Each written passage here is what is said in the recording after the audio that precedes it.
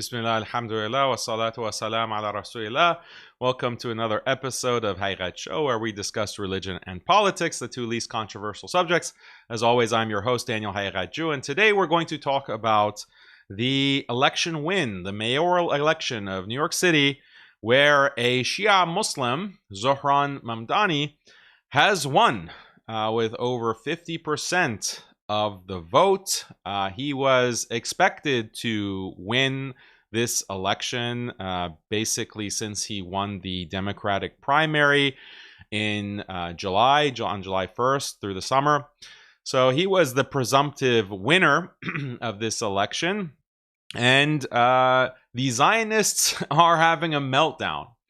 Online, they're saying that, well, someone who approved of the 9/11 attacks is now the mayor of New York City, and they're posting constantly like images of the Twin Towers getting hit by the planes on September 11th, and they're just having a complete freak out about a Shia Muslim, Mamdani, winning this mayoral election.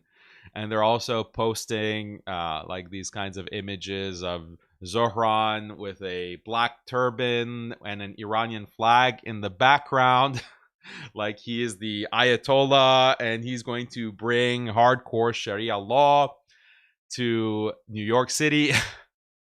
And this is something very funny to see, and I've been enjoying it. I've been enjoying the memes, memeing these Zionists and like playing off of their hysteria. So that's been a joy to see. But, you know, as you know, if you've been watching the show, I'm a critic of Zohran Mamdani, and my criticism falls under the larger, broader critique that I have of Muslim politics in the West and this kind of leftism that a lot of Muslim candidates end up falling into, where they're completely sold out to liberal causes. In fact, the most like superficial liberal causes like LGBT, for example, or healthcare, education, like these are the main pillars of the establishment democratic platform. You know, we need better education, we need better healthcare access, and we need to take care of immigrants, make sure immigrants are getting healthcare and access to education. And these are the main things that all establishment Democrats are really pushing and have been pushing since the Obama era, basically. And it's meant, these are the pillars of the left-wing party. Why? Because it's something that doesn't really challenge the pillars of power within the United States. It doesn't challenge Zionism. It doesn't challenge, you know, the corporate interests, the big pharmaceutical companies. Like nothing really gets challenged. The big insurance industry, finance. None of the big corporate interests in America are challenged by the standard Democratic Party platform. And you see many Muslims who will run, whether it's for Congress, whether it's for state elections or local elections, and they join the Democratic Party and these become the big priorities for them. Healthcare, education, immigration, and LGBT as well. And this is not something that really benefits Muslims. It's not something that really is going to serve the interests of Muslims in any way. And that's like in the best case. In the worst case, these Muslim candidates are actually pushing Zionism themselves. They're in bed with Zionists. They are voting for Zionist bills and Zionist positions. So this is the malaise of the Muslims who join the Democratic Party and they go into politics. And there are so many negative consequences for the Muslim community to back these candidates and to view them as these kinds of heroes, or to campaign for them, or to even work in their offices. It doesn't benefit the Muslim community in any way. And Muslims in politics is not something new. in the United States, certainly in the UK, certainly. Muslims in politics is not something new at all. This is maybe over a decade, like basically since the Obama era and the post-Obama era. Certainly in the Trump era, Trump's first term, you have a lot of Muslims that are going into into positions of power. And Ilhan Omar is one prominent example. People like Keith Ellison before her, Andre Carson before them. And then in the UK context, you have a lot of MPs who are Muslim or from a Muslim background. You have very powerful politicians like Sadiq Khan as the mayor of London. You have all of these you have basically over a decade of Muslim politicians in very prominent positions of power. And you have to wonder, like, what has changed? Like, what do we see that has been to the benefit of Muslims in a very clear, unambiguous way that we can point to and say, okay, this is a clear win.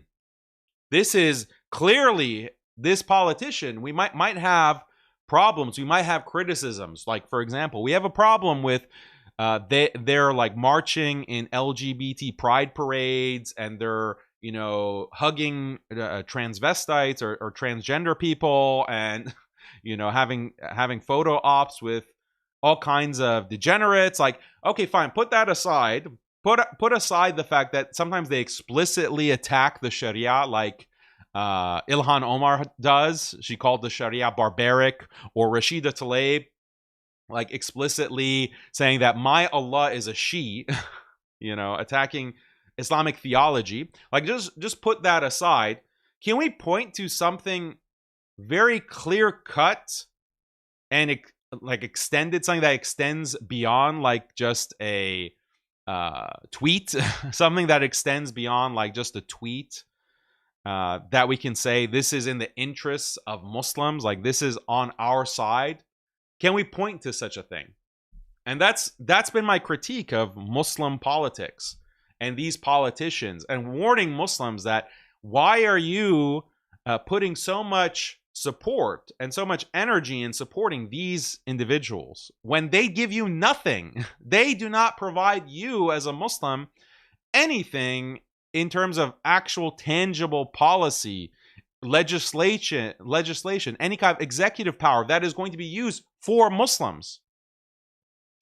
So Muslims are being pushed by compassionate imams, by these campaigns, to embrace a Muslim candidate, and everything that that Muslim candidate endorses and represents, which is a lot of leftism, socialism, a lot of LGBT, a lot of feminism. Muslims as a community are being pushed to embrace that side of the political spectrum and everything that that entails, which in so many instances is contradictory to Islam, like deliberately, blatantly contradictory to Islam. And what is the impact of that on the Muslim community? The Muslim community ends up being liberalized. They're becoming secularized. They're starting to embrace these ideologies, these philosophies. The Muslim psychology is shifting. And we've seen that since basically 2016 is when this all went on steroids. Right before Trump was elected into office. And it was due to Obama. Like, really, Obama was able to inspire a whole generation of these Muslims, especially my age, you know, Muslims that are 50 years old and younger, Generation X, you could say, the boomers, of course, who really were so happy about Obama because they were traumatized by Bush, by George W. Bush, and the two Bush administrations, the war on terror after 9/11, invasions of Iraq, Afghanistan, just the demonization of Muslims domestically, the Patriot Act, like all of these things that are pushed by the Bush administration, by Dick Cheney, who died, by the way, yesterday, alhamdulillah, so rest in peace. As I said, I also published an article about the legacy of Dick Cheney yesterday on MuslimSkeptic, if you want to check that out. But all of those policies from the Bush era traumatized Muslims. American Muslims, Western Muslims. And then they kind of overcorrected, you could say, by embracing, along with the rest of, you could say, a majority of the West, embracing Barack Hussein Obama, as this alternative, as the answer to the establishment, as someone who is going to bring real change. That was what he campaigned on, hope and change. And many Muslims bought that or drank that Kool-Aid, bought that messaging. And what was Obama? He continued literally all the policies. He continued literally all the policies of Bush, all the policies that were so important to Muslims, whether it was this global war on terror, whether it was domestic surveillance of Muslims, whether it was portraying Muslims as terrorists, equating conservative traditional Islam with extremism and radicalism and terrorism. Obama literally inaugurated the CVE program, Countering Violent Extremism program, which was based off of Bush-era ideology and this narrative of the clash of civilizations from Samuel Huntington or Bernard Lewis or whoever. And he basically continued that and refined it to create a CVE policy, and many Muslims were involved actually in developing that, including someone like Dalia Mugahed, the darling of the compassionate imams, as I've pointed out many times. So there was this continuation from Barack Obama, and a lot of Muslims felt that, oh, now we're welcome into the political establishment. We're welcome on Capitol Hill, because Obama is not taking the same line as Bush or Cheney or the hardcore neocons that Muslims are all terrorists or Muslims should all be viewed with suspicion. And Barack Obama is saying, oh, no, we have good Muslims and we have bad Muslims. And we have to support the good Muslims, and we can even bring them onto our campaigns. We can feature them on stage at our rallies, and we can put them in prominent positions in my administration, and I plan to. So this is what Obama did. He opened up the floodgates for Muslims to engage in this kind of political process and to be part of the system in a way that they hadn't been quite to the same extent before. As religious Muslims, good Muslims can be religious Muslims. We should not view all religious Muslims as terrorists. You can wear hijab. And he had hijabis. Obama literally had hijabis, like Dalia Mugahed, in his administration. People like Ingrid Mattson also. But look at someone like Dalia Mugahed, Ingrid Mattson, look at what they actually believe. They're very liberal, extremely pro-LGBT, extremely anti-Sharia. The dictates of the Sharia and the teachings of the Sharia, they will distance themselves, or they'll speak out against it, or they will claim that this is actually extremism. They view someone like me as an extremist, as a radical. Why? Because I just say that, Islam is true. Islam is true, and implementing Islam completely as a religion is an aspiration that all Muslims should have. And yes, there are gender roles in Islam, and yes, there is patriarchy in Islam, and no, LGBT is not acceptable in Islam. Homosexuality is not acceptable in Islam. That makes me an extremist, according to them. But these are the people. These are the good Muslims who are religious. They're wearing hijab. They might have a beard. They might pray at the masjid. But they're being promoted by Obama. And then after that, they're running for office. And they're winning elections. Someone like Ilhan Omar is winning elections. So this is the context. And now we are kind of in a period of time where it's similar in some respects to the Bush era. You have a lot of anti-Muslim rhetoric, pure propaganda coming straight from Tel Aviv, being funded by Tel Aviv because of the genocide that's happening in Gaza and the attacks on Muslim countries by the Zionist state against Lebanon, against Syria. against Yemen, against Iran. They need to generate maximum hatred for Muslims and Islam. So a lot of that rhetoric that we saw post 9/11 has returned in full blast. But things are a little bit different now. Now you have, because of the Obama era, because of all the politics that have transpired since then, you do have more Muslims in Washington, D.C., who have been politically active, who are in a position to win a New York City mayoral election like Zohran Mamdani. And this creates a very interesting clash. It creates a very interesting situation. So we want to analyze that today. We want to look at Zohran's policies, and I want to understand. I want anyone who is promoting Zohran amongst Muslims, tell me, what does he actually give Muslims? What interests of Muslims are actually being served by Zohran Mamdani? Why should I, as a Muslim, be happy about him winning the election? I'm happy that it's making these Zionists freak out, but is this just performative on their part? Because Zionists are always crying. Zionists are always crying, we want more and more and more, and it's never enough. You know, if a politician says, I love Israel, I really think Israel is a beautiful place, beautiful people, I just have a problem with Netanyahu and Netanyahu's policies, the Zionists will call you a Nazi. They will say that you are a full-blown fascist Nazi who loves Adolf Hitler. That's what the Zionists say. That's literally what they're saying about Tucker Carlson.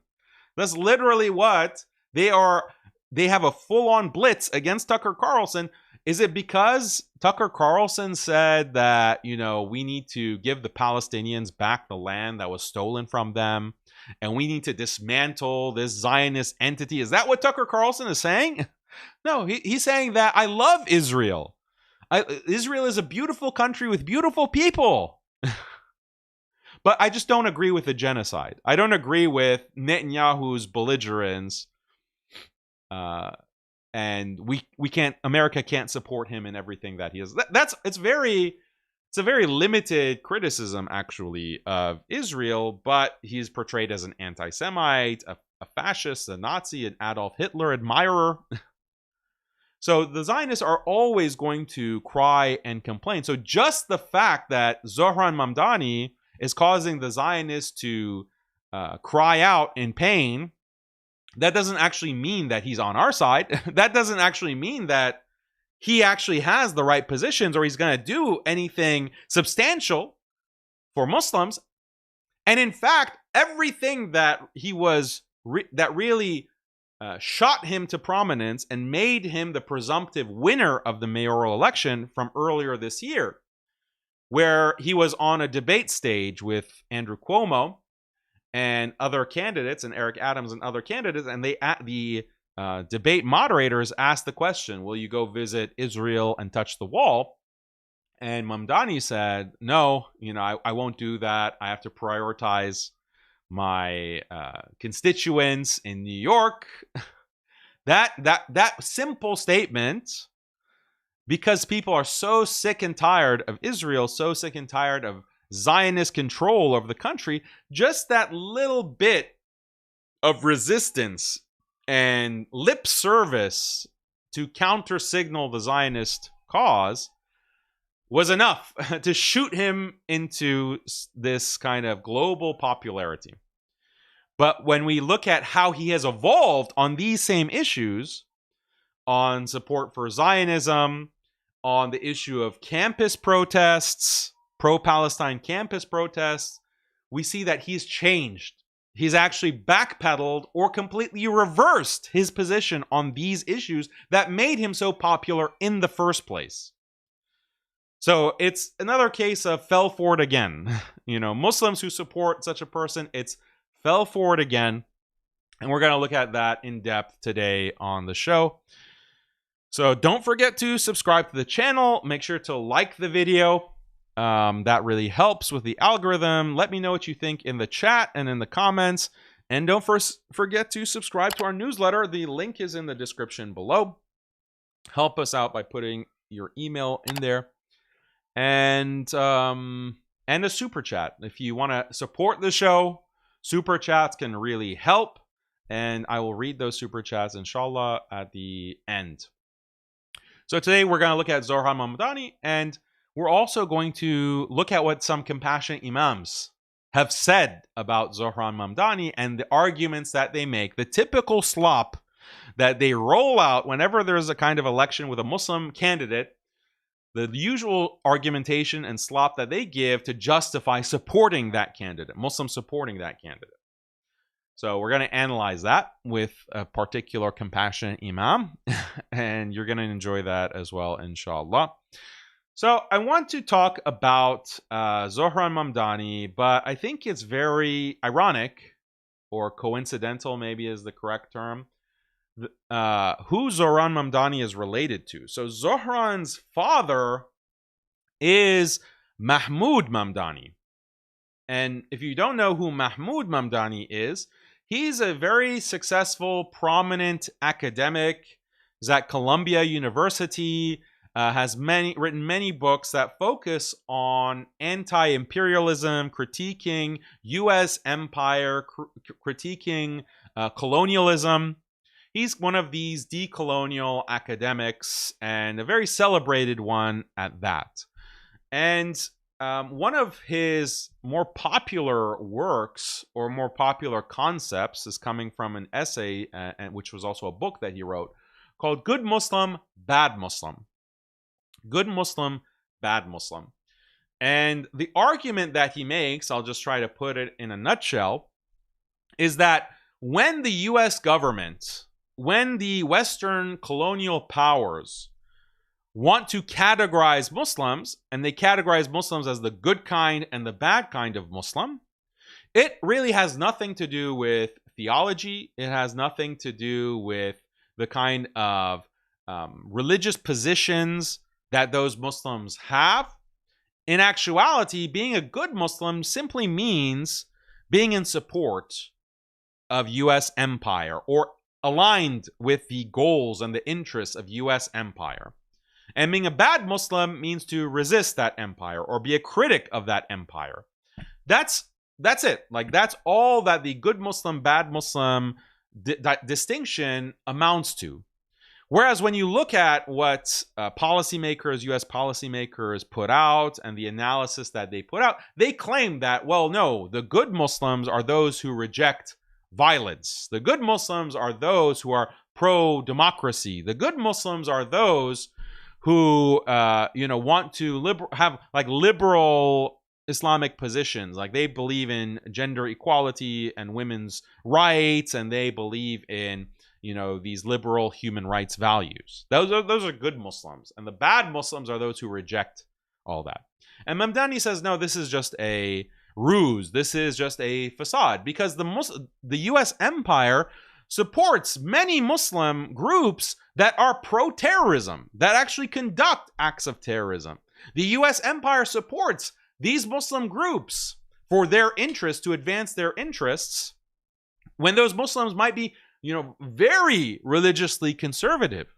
For example, the US support for the Afghan Mujahideen against the Soviets, the precursors to the Taliban, they were supported and they were backed by the United States. Even though they're extremely conservative, traditional Muslims who don't believe in democracy, they don't actually believe in women's rights in that sense, or liberal human rights in that sense. But according to the US government, they're good Muslims, and they get funding, they get weapons, because in that situation, they're fighting against the Soviet Union. As an example, but there are many other examples that we can give. So the real distinction between good and bad Muslim, it has nothing to do with ideology, like actual religious beliefs that those Muslims might have. It purely reduces to a question of how they align with US imperial interests. And so this is the good Muslim, bad Muslim dichotomy of Mahmoud Mamdani. And, this is, I think, accurate. I think this is a correct understanding of the way that the US government categorizes Muslims. And I have no problem with that kind of distinction. It's ironic because when we look at Zohran Mamdani, we see that he kind of has this transition.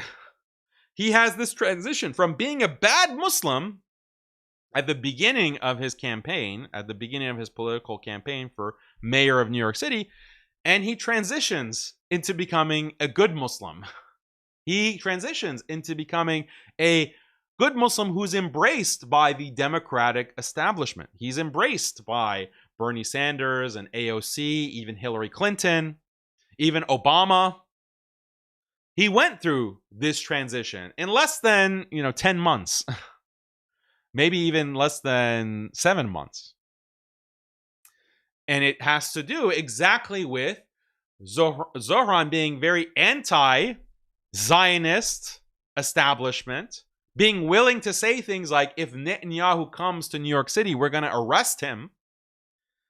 Saying things like the crackdown on the pro-Palestine protesters at Columbia University on campuses around the world, that crackdown is wrong. There should be the freedom to protest, and these protesters are doing good because they're raising awareness about a genocide. He was supporting the protesters before. Now he doesn't.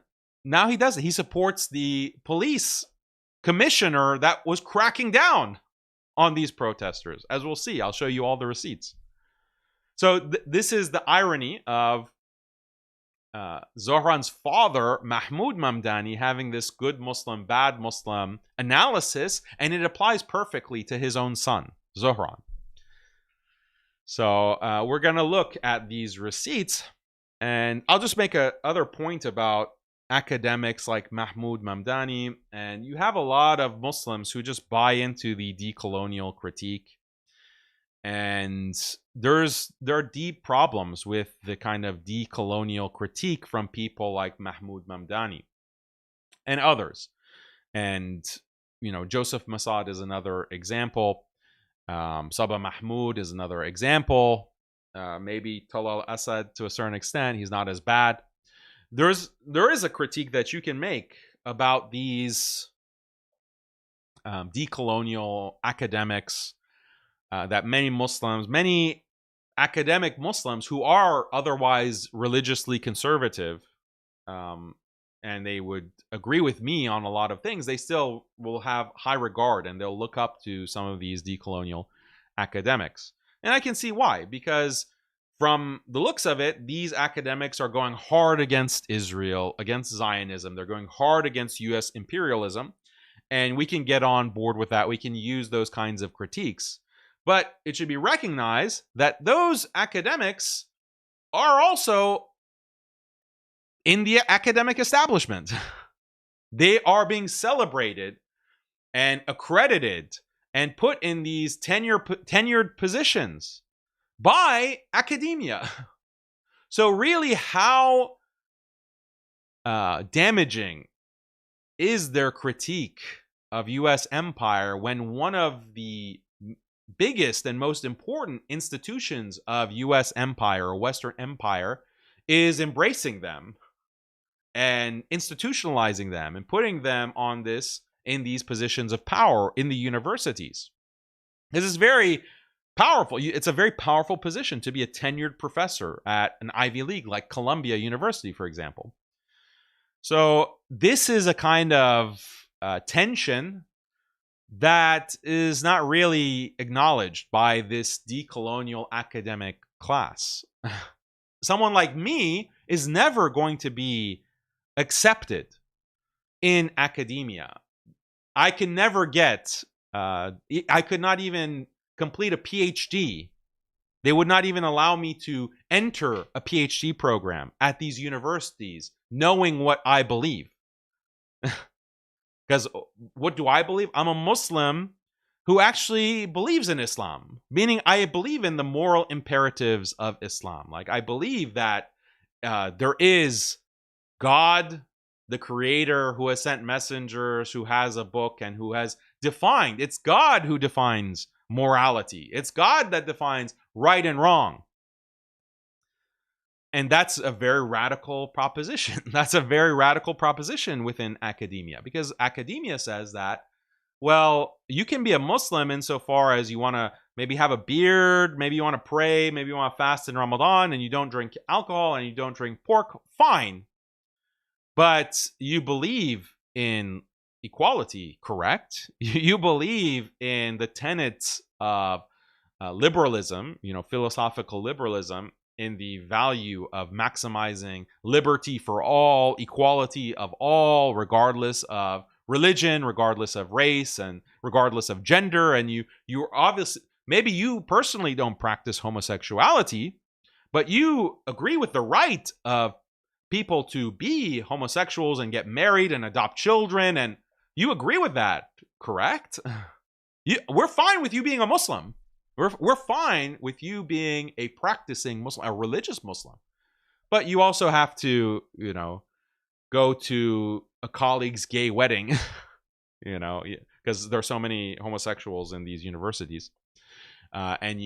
So that's where they draw the line. So your criticism of U.S. power cannot cut to the core of philosophical liberalism. That is going, you can maybe gesture towards a critique of these concepts, but but we draw the line at certain views, at certain positions. So someone like me can never be accepted into a program, despite being, eminently qualified to be in one of those programs and to advance and get a PhD, jump through all of the academic hoops, publish papers, like even publishing. Like, if you don't agree with these tenets of philosophical liberalism, and it's known, like, you can do taqiyya, you can hide your views and see how far that gets you. But as soon as they get a whiff, as soon as they get a sniff that you're actually not fully on board, like you didn't actually go to your gay colleague's wedding and you didn't shake that woman's hand, for example, or even if you do, but like some of the things that you write are a little bit too on the nose in critiquing liberal philosophical hegemony, then yeah, we're not going to publish your papers, we're not going to publish your books, or we're not going to give you tenure, or we're not going to, promote you. So you won't have an academic career. So people like Mahmoud Mamdani and a lot of these other academics, they're just a bunch of, for the most part, they're just a bunch of libtards. Some are worse than others. Some are worse than others. There are some that I think are fairly good. Like Wael Halak, I think, has a very deep critique of liberal modernity. So he might be an exception, but those kinds of critiques that he has put out came way after he got tenure. He was like celebrated and as an academic, and so now he's like putting out more of these hard-hitting critiques. But if he wouldn't be in the position that he's in if that came earlier in his career, for example. Anyway, so this is a kind of good Muslim, bad Muslim dichotomy within academia itself. And from a certain perspective, Mamdani is also a good Muslim. If he weren't a good Muslim, he would not be able to get tenure at an Ivy League university. So how deep is his critique of liberal modernity really go, is the point that I'm trying to make. Anyway, that's just a separate point. I've debated like all these libtards, all these decolonial academics. They absolutely hate me. They're constantly blasting me, especially in the past, maybe less so nowadays, because how hard I'm going or have been going against Zionists since October 7th. Anyway, so now let's focus back on ZOHRAN, on Mamdani's son, who just yesterday won the election. Let's look at ZOHRAN's history. Here is ZOHRAN tweeting. This was back in April, responding to news that the NYPD, the New York Police Department, have entered the Columbia-Palestine Solidarity encampment and are threatening to arrest the protesters. So this is what Zohran says. He says the ACLU, which is a liberal civil rights advocacy group, calls the NYPD Strategic Response Group a notoriously violent rapid response unit. But that's who Columbia University president called to come to campus, deployed to arrest students for the crime of peacefully protesting against genocide. This is shameful and unacceptable. Then, again, responding to news, this is in May. NYPD officer fired gun inside Columbia's Hamilton Hall. The Manhattan DA office told the city that their police accountability unit is reviewing the shooting that happened as police cleared out campus protesters. No one was harmed, the office said.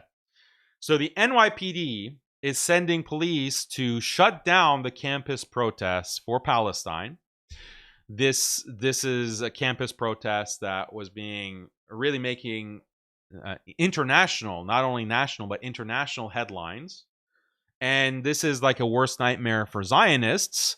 Zionists are extremely concerned about campus protests because this really sets the tone for a lot of the politics in a country, is what is happening on the university campuses, especially the elite universities, the Ivy League universities, the protests that were happening at Stanford, UCLA, Harvard, Princeton, Columbia, and many more.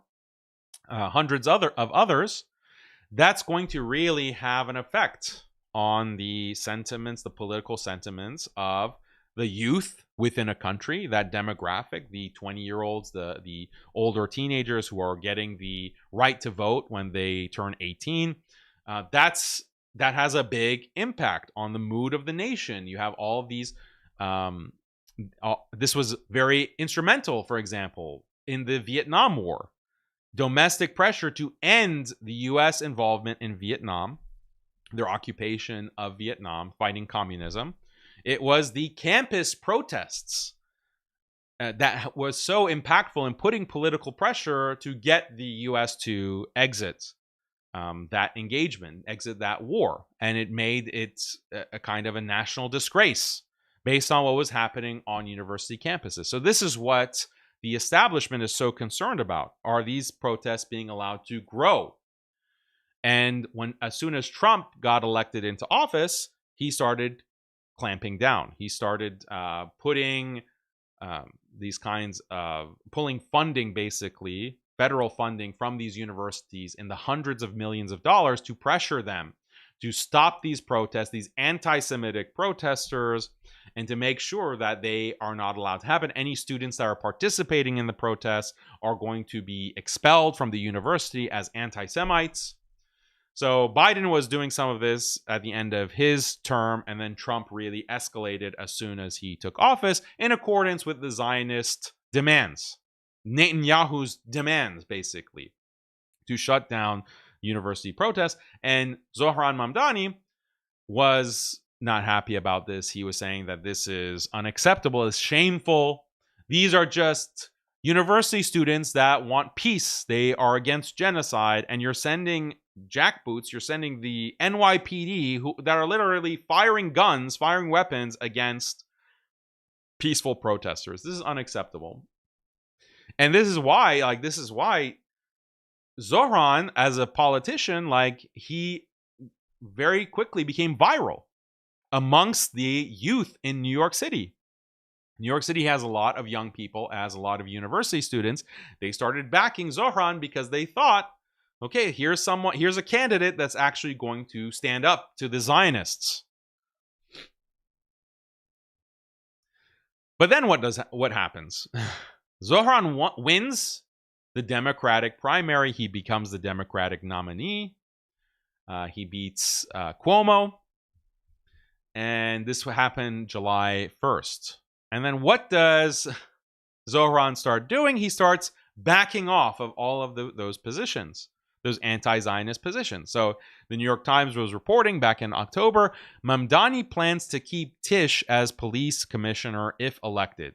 Zohran Mamdani's intention to retain Jessica Tisch is likely to placate powerful New Yorkers who lobbied Mamdani to keep her.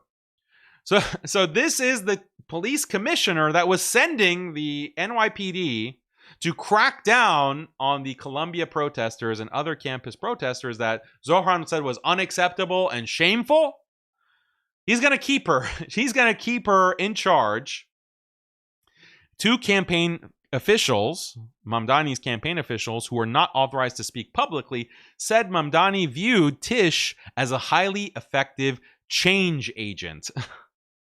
So Mamdani is praising this Zionist. She's a hardcore Zionist. So this is also reported in the New York Post from Tish. This is from earlier in the year. Tish vows NYPD will fight anti-Semitic crimes in pointed remarks at ADL forum.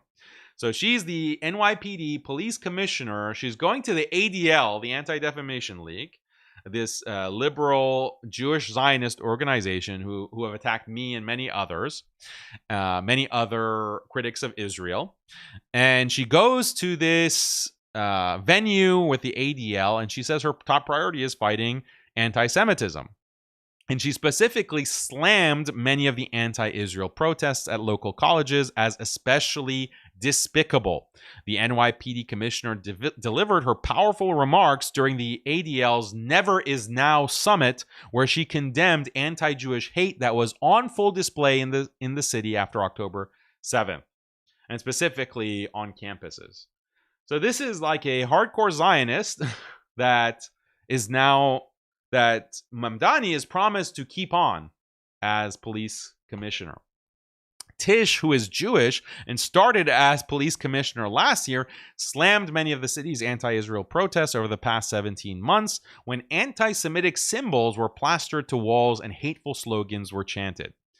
The anti-Semitic symbols, that means like a Palestinian flag, or that means the keffiyeh, or that means like saying free Palestine, or from the river to the sea. Those are anti-Semitic remarks, and NYPD, led by Jewish Zionist Jennifer Tish, is going to crack down on these symbols and this language.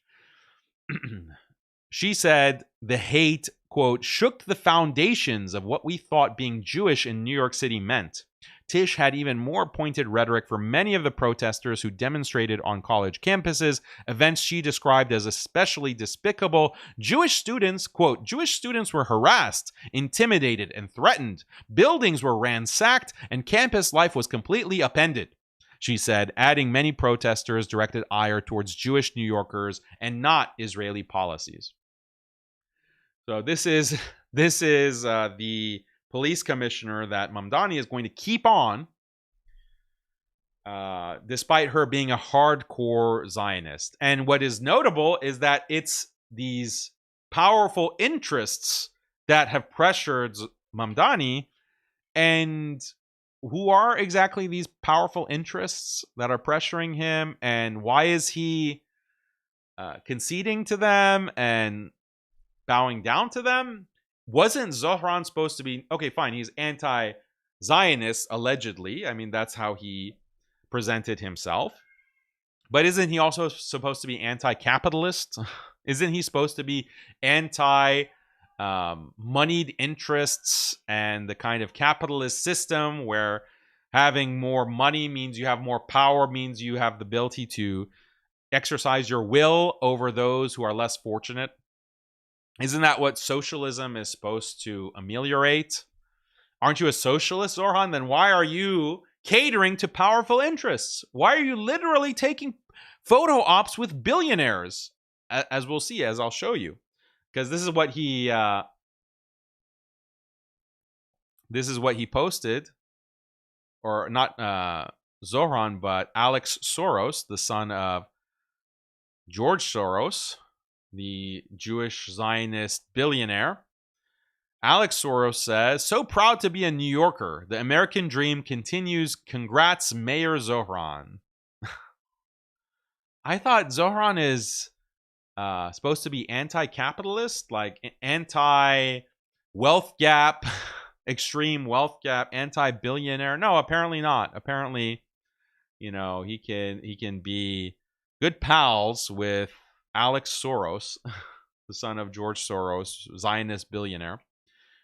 And yeah, this is these are the powerful interests that are dictating policy to Zohran Mamdani. Okay, let's continue.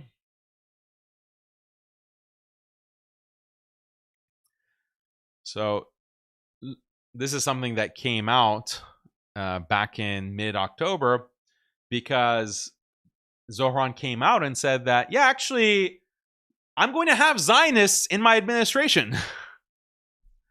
So this is the quote.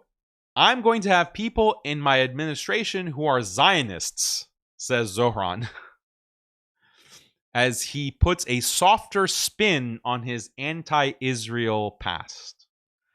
So, quote, this is an article in, I believe it was the New York Times or maybe the Atlantic, I forget.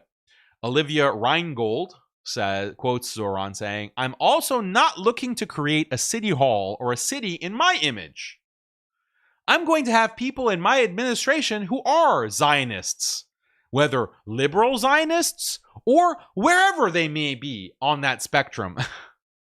So liberal Zionists, or the implication being hardcore Zionists, hardcore Likudniks, pro-Netanyahu Zionists, all across the spectrum. Zohran is open to that in his administration. And continuing the quote, and some of them I'll know about their thoughts about Zionism. Many of them I won't, because the questions I'll ask them when I'm looking to hire them will not be questions about Israel and Palestine. They'll be for the sanitation commissioner about garbage.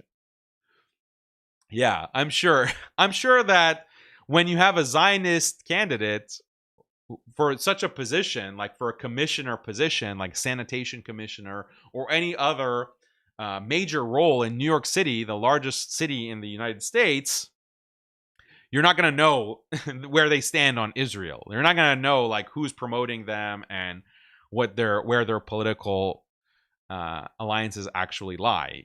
I'm sure that that's the case, Zohran. So this is an admission.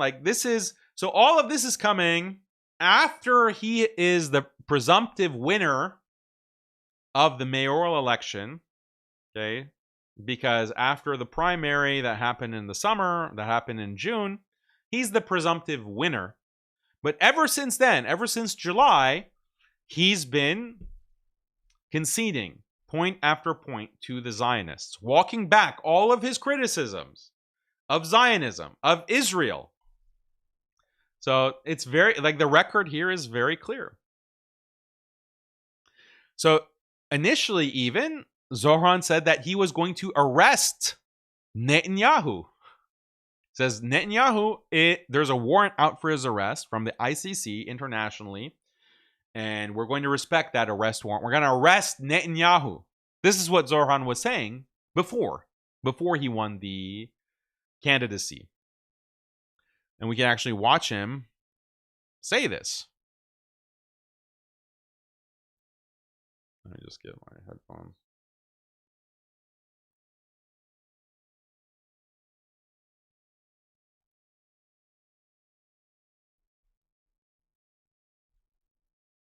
To hold him to account. And that is the important. Mayor Mamdani, would you welcome Prime Minister Netanyahu to New York City for whatever he comes for, given the US is not a signatory to the ICC, so he can travel to the US, unlike a lot of other countries. Would a Mayor Mamdani welcome Benjamin Netanyahu to the city? No. As mayor, New York City would arrest Benjamin Netanyahu. This is a city that our values are in line with international law. It's time that our actions are also. Even though the US is not a signatory to the ICC? No, it's time that we actually step up and make clear what we are willing to do to showcase the leadership that is sorely missing in the federal administration. All right, so he initially was saying, interviewing another sellout, Mehdi Hassan, another good Muslim. We're definitely going to arrest Netanyahu. No question about it. In fact, he's very forceful, very clear-cut, unambiguous about that. Now look what Mamdani says. Also, again, interviewed by Mehdi Hassan. Is the plan still to arrest Benjamin Netanyahu if he comes to New York City with Donald Trump as his human shield? Look, I think I want to just first give us the context of this, right? Oh, let's get the context. I guess the context was missing when he first said very forcefully, yes, we're going to arrest him. Now he has to give context. So it's like a long 2-minute clip. Zohran proceeds to filibuster and not answer the question for nearly 2 minutes, but just says Netanyahu is bad. Okay, so Mehdi asks him again. There is that deep sense of the contradiction in our politics. So you, as mayor of New York, want to hold him to account. And that is the importance of this city, is to showcase a model of what politics could be, and to showcase that we are a city that believes in international law. Now, look, to be clear, I'm going to operate within the bounds of the law. I'm not Donald Trump seeking to create my own, legal system as I make my own decisions. So initially he said, we respect international law, and even if the U.S. is not subscribing to is not signing on to this treaty, we're still going to respect the ICC's ruling. That's what he said initially. Afterwards, he started making excuses. He started mincing his words. He started speaking out of both sides of his mouth, and ultimately says, no, we have to respect the fact that we're not signed on to this. So I'm not Donald Trump. I'm not going to just arrest Netanyahu. I'm not going to try to supersede the law of the land. Of course, I would never do that. So this is the backpedal on arresting Netanyahu. So, I mean, this is another clip. On Fox News, you were asked if Hamas should lay down its weapons, key to the peace plan and ceasefire. And some say they found your answer confusing. You said, quote, I don't really have opinions about the future of Hamas and Israel beyond the question of justice and safety and the fact that anything has to abide by international law. And that applies to Hamas, and that applies to the Israeli military. So for the voters tuning in tonight, Mr. Mamdani, what do you believe about Hamas and how lasting peace will be achieved? We know it's a complicated matter, but we'd like you to keep your answer to a minute if you could. Of course, I believe that they should lay down their arms. I'm proud to be one of the first elected officials in the state who called for a ceasefire. And calling for a ceasefire means seizing fire. That means all parties have to cease fire and put down their weapons. On Fox News. That's not what ceasefire means. Like, the question was about disarming. Hamas disarming, meaning giving up their weapons. Ceasefire doesn't mean giving up your weapons.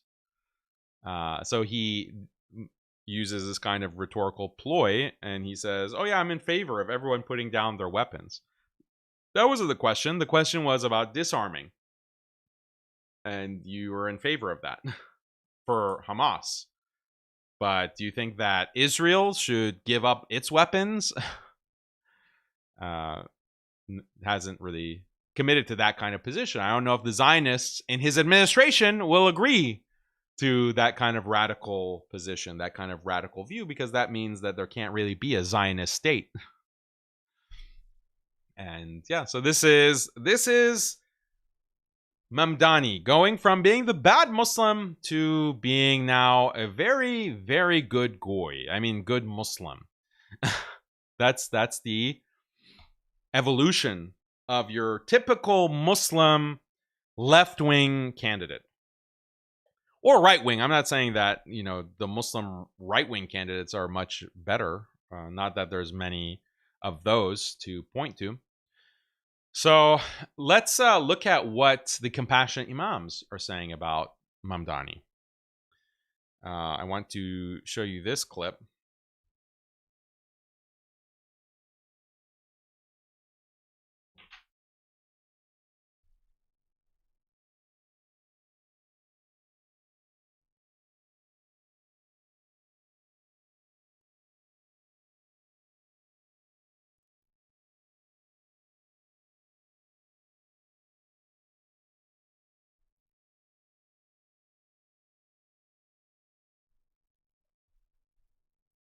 Wait, no sound. Why is there no sound here?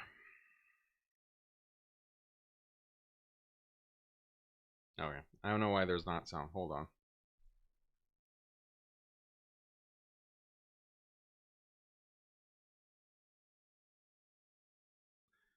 Give me 1 second. I downloaded the clip, but looks like it doesn't have sound. To re-download it.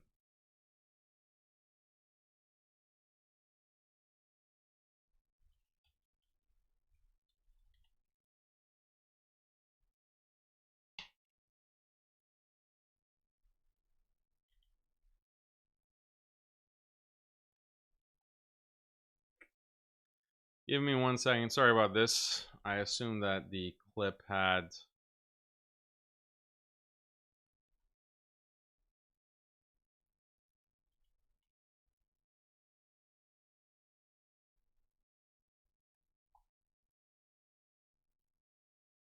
I can just play it off of here.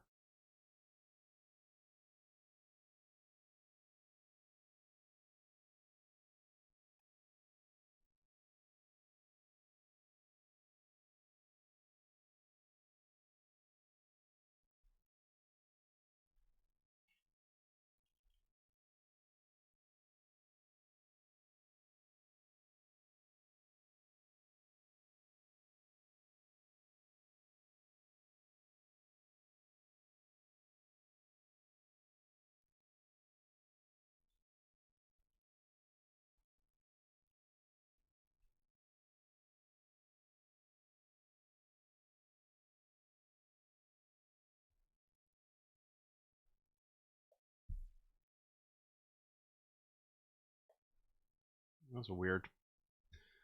Why isn't it playing the sound? Sorry.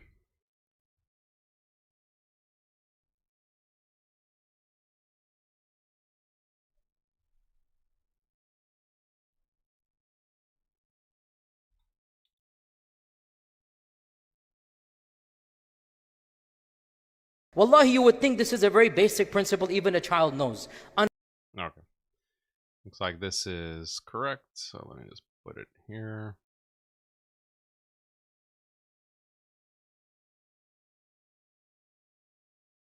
Okay. What does Yasser Qadi say about Zohran Mamdani? And what's his recommendation? We want to analyze this. Would think this is a very basic principle even a child knows. Unfortunately, I can't hear it. Hold on. Hold on.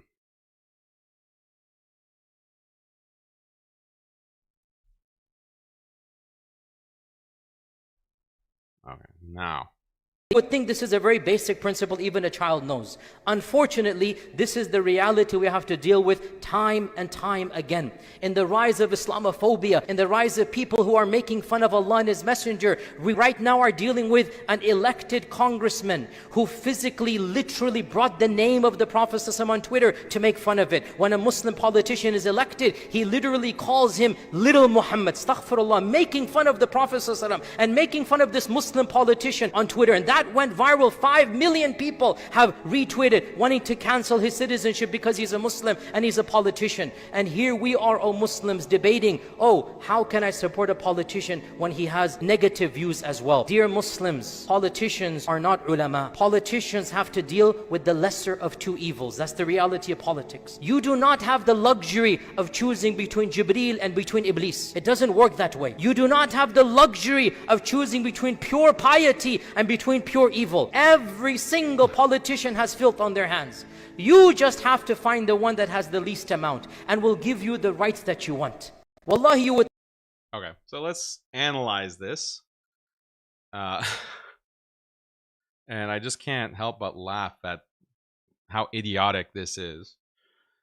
He sets up like this straw man. Like he presents it as if the Muslims who have a problem with these political candidates, whether it's Zohran Mamdani or Ilhan Omar or Sadiq Khan, he sets it up like you have this standard that if there's a Muslim politician, that Muslim politician has to be an alim and has to have be like the perfect Muslim, sinless, ma'soom. Like that's what you think, that we can only support a politician who's ma'soom. Otherwise we can't support that politician. And that's ridiculous. That's ridiculous. Your job Your job as a Muslim citizen in this country is just to weigh the pros and the cons and to see which politician is the least filthy. The least filthy. They're going to all be bad. They're all going to be filthy and have dirt on their hands, or maybe even blood on their hands. But all you need to do is find the one that is least filthy and vote for that person. And vote for that person. This has been YQ's argument for many years, like over a decade, maybe 2 decades now. And no matter how many times I've corrected him or I've pointed out the problems, like the retardation of this line of reasoning, or others have critiqued him, he hasn't changed. He hasn't like gotten a more nuanced or a more qualified view of this issue. He just repeats the same slop as if it's so obvious. Even a child would understand, he says. But let's look at how this is, first of all, misrepresenting the criticism and what my criticism has been. My criticism has been, okay, fine, I concede. Let me just concede your premise. Let's put aside the question of voting and the idea of participation in democracy and whether a Muslim can participate in the kind of electoral process, because there are, I think, valid questions to raise about that and valid criticisms to have about that. I'm not denying it. But let's just put that aside, because that's ikhtilaf and there's a debate on that question itself, on voting and electoral politics and democracy itself. Let's put that aside and just concede that, okay, Muslims should just weigh the pros and the cons. Let's do that exercise. What is the benefit that we get with someone like Zohran Mamdani or someone like Ilhan Omar or Sadiq Khan? What is actually the benefit that we get from those individuals? That's a question. That's the question that I keep asking. If we saw Zohran Mamdani take a hard stance and say, we are going to have these campus protests at Columbia and we will not shut them down and we will actually pressure Columbia not to crack down on these students, I would say, well, that's actually a really big benefit. That's a really big benefit. That really does serve the interests of Muslims, because it not only is, it's like a real challenge to the power of Zionists that will have a huge impact on the political atmosphere, on the sentiments, the political positions of the youth in New York City, and that will have a trickle-down effect to other campuses through the whole country. And this is the number one thing that the Zionists are afraid of. And if Zohran is actually going to stand firm and allow these protests to happen, okay, well, that's actually a big, big pro. That's a huge pro that we can put on the pro side, a huge benefit. But that's not there. That's not there. He immediately backpedaled, backtracked on that, and is now endorsing the previous police commissioner, Jennifer Tisch, to continue her role as a Jewish Zionist head of the NYPD, cracking down on these protests. So, okay, well, what other benefit is Zohran going to, what other interests of Muslims is he going to serve in the role as mayor? Give me something to put in the pro side. And Yasser Qadi doesn't have anything to give us. Just because he has a Muslim name? That's literally it. And I don't buy into this idea that, oh, just because you have a Muslim, that's going to make it so much better for Muslims in the country or in New York City. You have a Muslim, so now people are going to smile at Muslims more.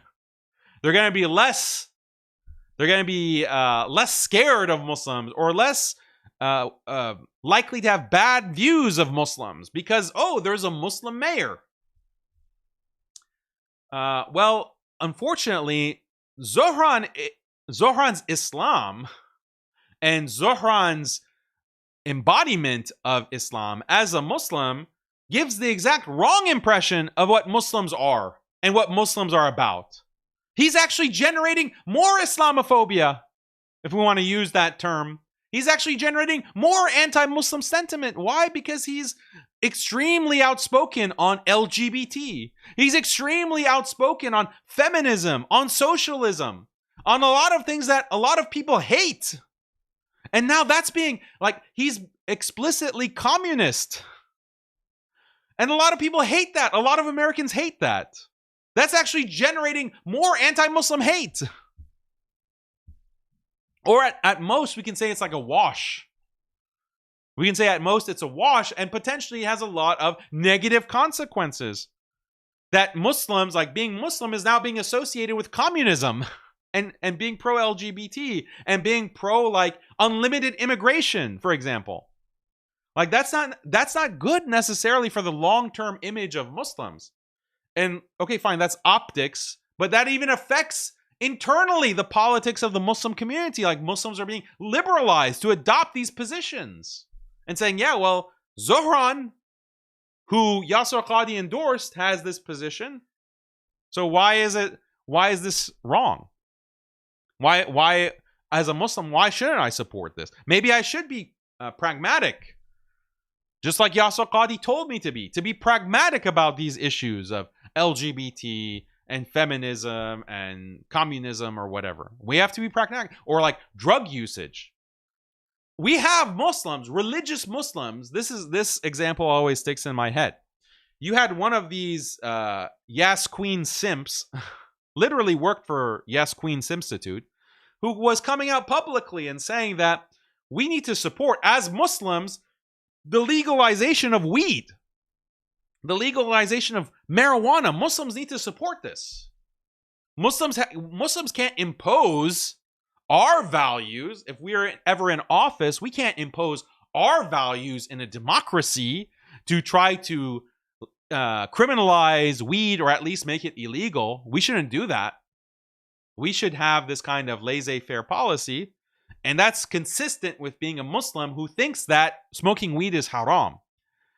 I don't have any question on the fact that smoking weed is haram, or these other kinds of drugs. I don't have any question that it's haram, but does that mean we can criminalize smoking weed or doing these drugs? No. We have to be pragmatic. So this kind of pragmatic approach that Yasser Qadhi has towards politics, where he says that, yeah, we know that smoking weed is haram, we know that homosexuality is haram, but that's a separate question from politics. The morality is separate from the politics. When it comes to the politics, we should be willing to support gay rights, LGBT rights, the right to do drugs, the right to smoke marijuana. We should support all of that. Because more rights for people means more rights for us. This is like the most primitive type of libertarianism that Yasser Qadhi and the entire Dawah Mafia has been pushing. Just reconcile the fact, because he doesn't want to say that, oh yeah, I support gay marriage because homosexuality is halal. That would be a bridge too far. He has to say, no, homosexuality is haram. We're very clear on the moral issue. But when it comes to politics, that's separate. As if you can separate morality and politics. Like, what an asinine claim. What a deep misunderstanding of politics can you have if you think that politics has nothing to do with morality. Your politics is based off of your morality, on what moral positions that you take, what you're committed to morally. And every other candidate, every other politician understands that when I'm elected and I'm a Catholic, for example, I'm going to vote on the basis of being a Catholic, and I disagree with abortion. I'm pro-life. That is what my religion teaches me. That is what my morality compels me to support, is a pro-life position. There aren't these candidates, Catholic candidates, who go to office and they know, I'm actually privately, I believe in the right of life and I'm anti-abortion, but I'm going to go into office and I'm going to start promoting abortion and the right to choose, etc. And if they did that, if there was a Catholic candidate who did that, they'd be denounced. They'd be denounced. Like, what kind of Catholic are you? What kind of Catholic? And some of them might even be condemned or excommunicated by the church, depending on what kind of positions that they take. So anyway, the entire premise of what Yasser Qadhi is saying, divorcing morality from politics, having this kind of libertarian attitude that Muslims should adopt, this is incoherent. But even if we concede, like his whole logic, weighing the pros and the cons, give me the pros. Give me what benefits Muslims get from a candidate like Zohran Mamdani, as opposed to all of the harms that are generated from him, or Ilhan Omar, or Sadiq Khan. Because there's like a mountain of harms. And if someone like Ilhan Omar was actually effective as a politician to project a kind of pro-Palestinian position in Congress, more than just like lip service, like a tweet here and there, if there was some competence there, which she lacks, same with Rashida Tlaib, if they had that kind of power, or they were effective in organizing and networking and pushing that, okay, then I would say, great. You know, there is something to put on the pro side of the equation, and maybe it's more reasonable. Like, maybe I ultimately won't agree, but at least you have something there. You have some case that we can debate. But as it stands, there's nothing on that side. There's nothing tangible that you can point to for there to be even a discussion. So on what basis would we support someone like Zohran Mamdani, or be happy that he is now the mayor of New York? This is my critique of Yasser Qadhi's libertarianism and just a reflexive support of, oh, he just has a Muslim name. And this is so backwards. Like, this is so juvenile.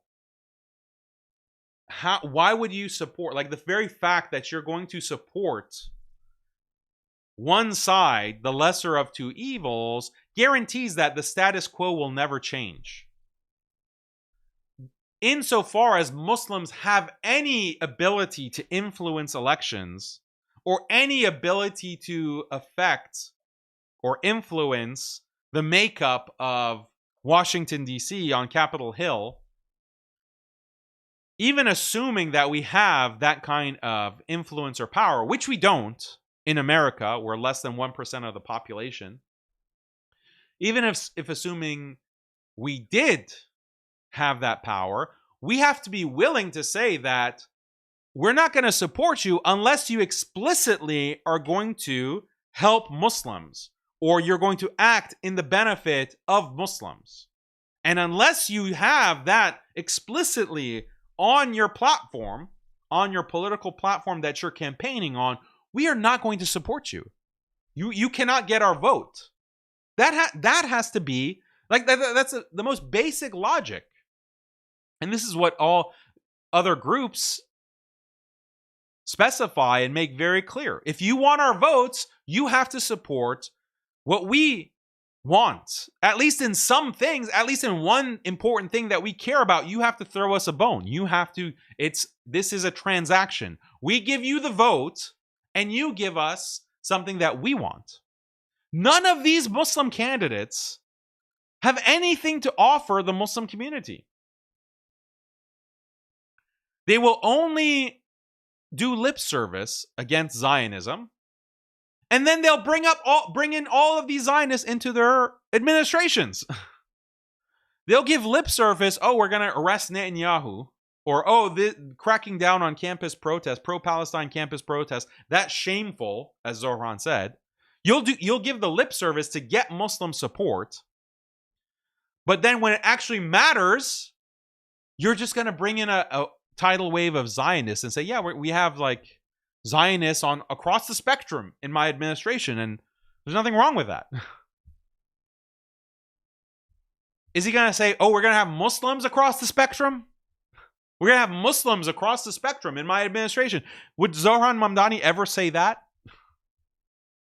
Does he have a place? He has a place in his administration for a hardcore Netanyahu supporter like Kudnik, like Jennifer Tish as his police commissioner. He has a place for her. Does he have a place for someone like me? Imagine.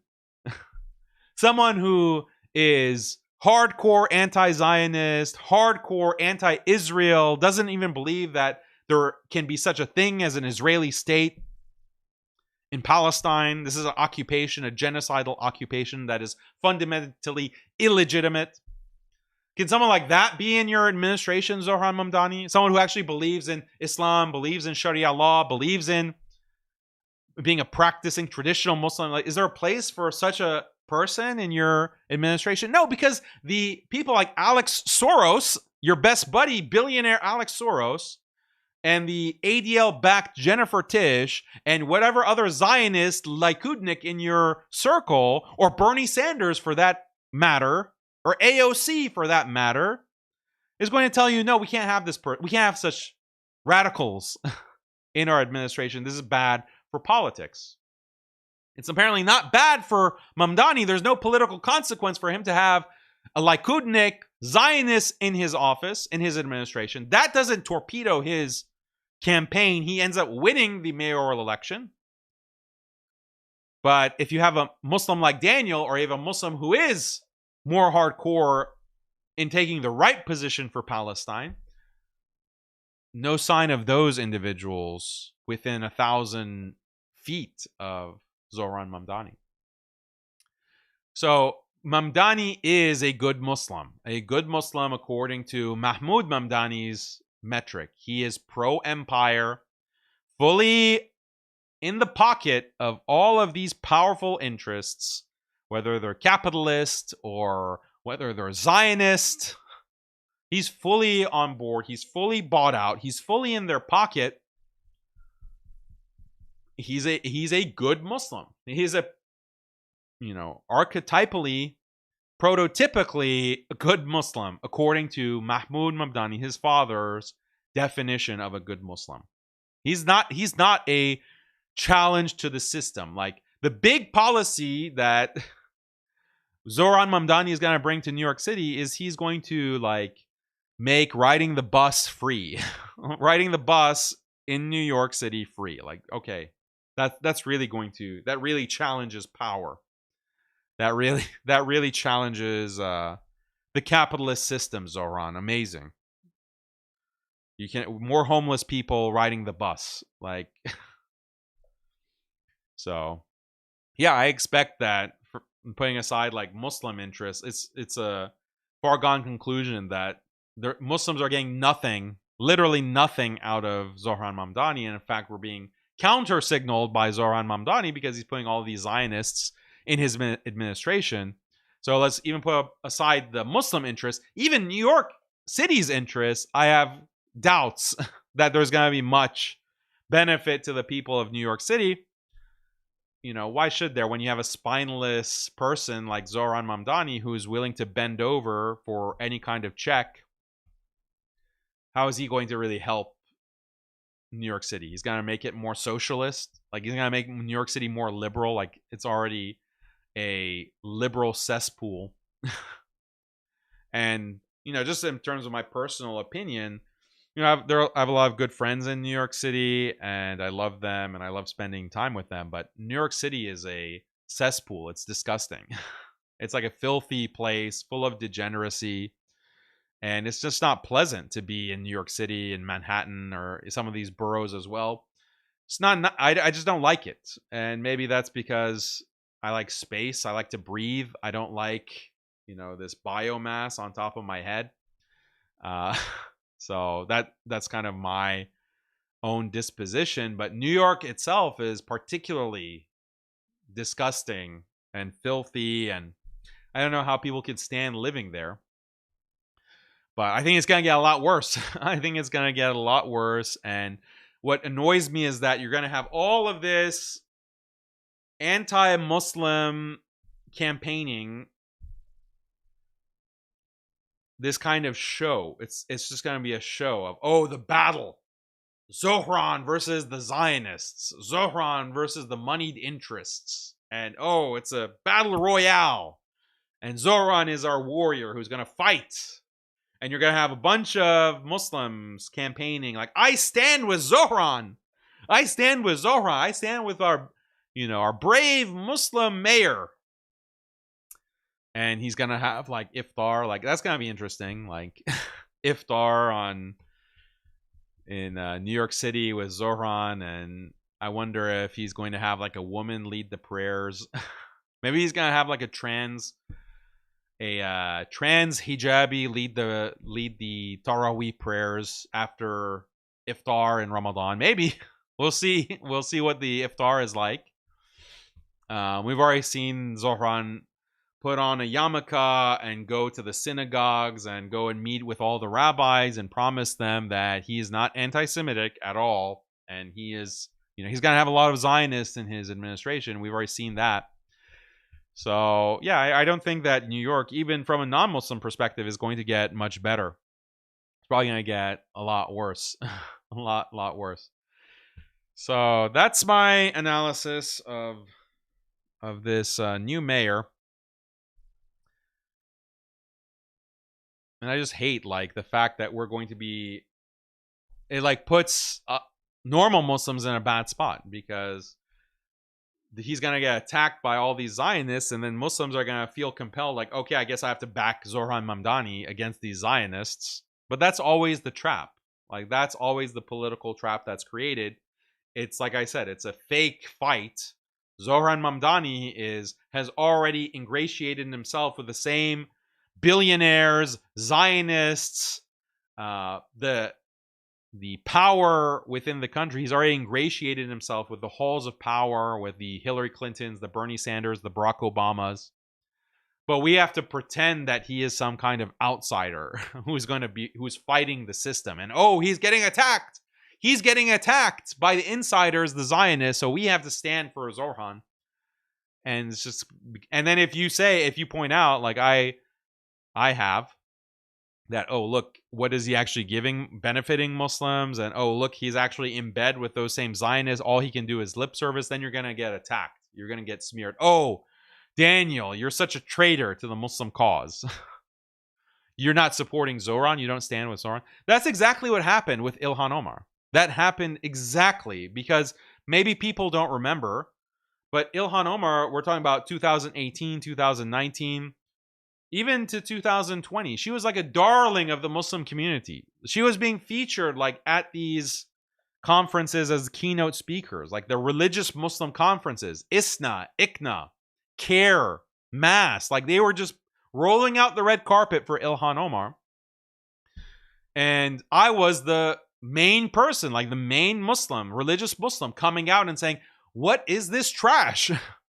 How are we celebrating and promoting Ilhan Omar when she is, first of all, a complete degenerate personally in her own life, because as she like advertises, she's explicitly anti-Sharia. She calls the Sharia barbaric because the country of Brunei wanted to criminalize homosexuality, and there was a huge backlash internationally against Brunei. You can't criminalize homosexuality. And Brunei, the Sultan of Brunei, wanted to do this on the basis of the Sharia. He said we have to criminalize fornication, adultery, and homosexuality on the basis of the Quran, on the basis of the Sharia.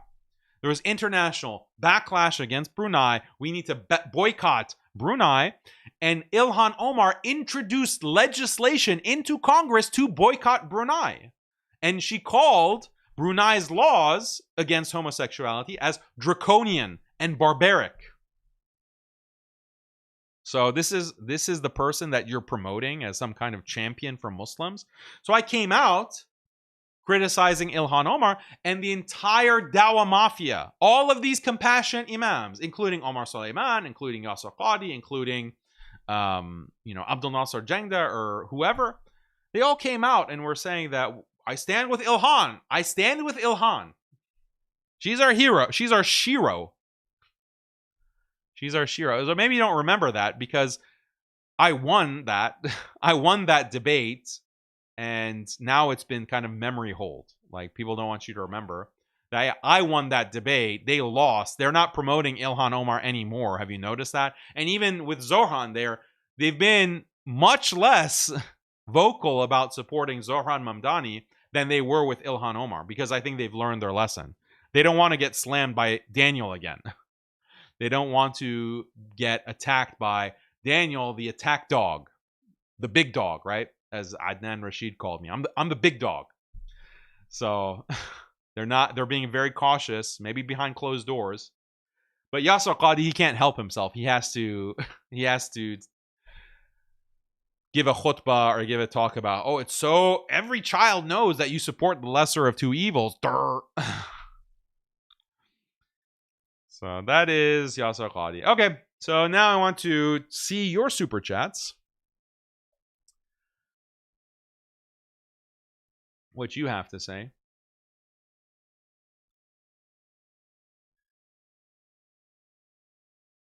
I have to talk about this because who else is talking about it? Like, who else is really pointing out these realities of politics and the costs that Muslims have to bear, the assault on Muslim identity by ingratiating ourselves with these political parties where we view ourselves primarily as these American citizens that just support one political party, regardless of whether the main platform of that political party is against our religion. We are supposed to be these hardcore supporters of the left-wing Democrats when they are feminist, pro-LGBT. They're anti-religion, actually, in many cases. Like, they're anti-traditional religion. They only believe in religion as kind of like a cultural symbol. You can wear your hijab, you can grow your beard, you can kind of wear a thobe, like look visibly Muslim, but all of your beliefs and your morality is like a liberal Democrat morality. Like, that's the only kind of religiosity that they will accept and acknowledge. And so the entire Muslim community, their psychology is being engineered just by virtue of supporting the Democratic Party. Our psychology and our attitude towards these issues and our attitude towards traditional Islam, Orthodox Islam, is being re-engineered through politics. And this is a factor of political support, at least when it comes to electoral politics, that Muslims, unfortunately, a lot of these Muslims don't appreciate. And they don't even know. They don't even recognize it. I'm the one who has to point these things out.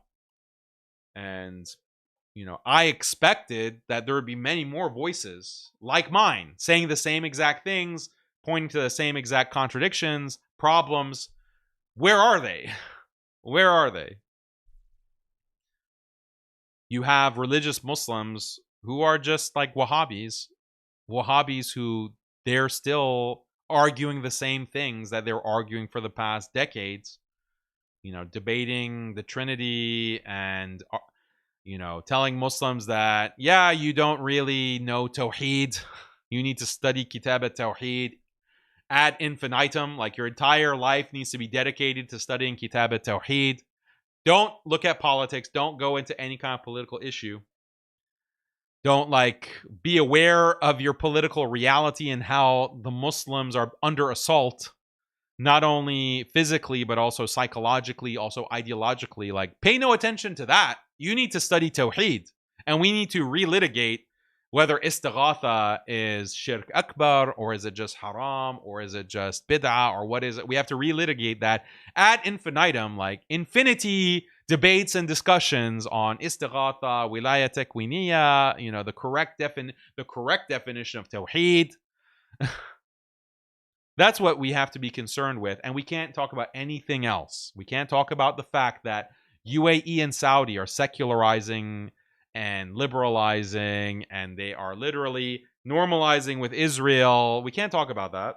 We can't talk about the abolishment or the abolishing of the Sharia in these countries.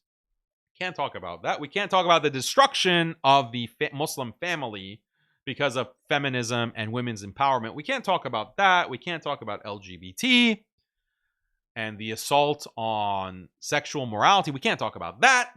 No, we have to study Kitab al-Tawheed. And you can't study it in just a day. I mean, it'll only take you like an hour to read the pamphlet that is Kitab al-Tawheed. You have to study and read it again and again and again and again. And dedicate your entire life. Because until you have perfect Tawheed, then nothing else matters. Nothing else matters.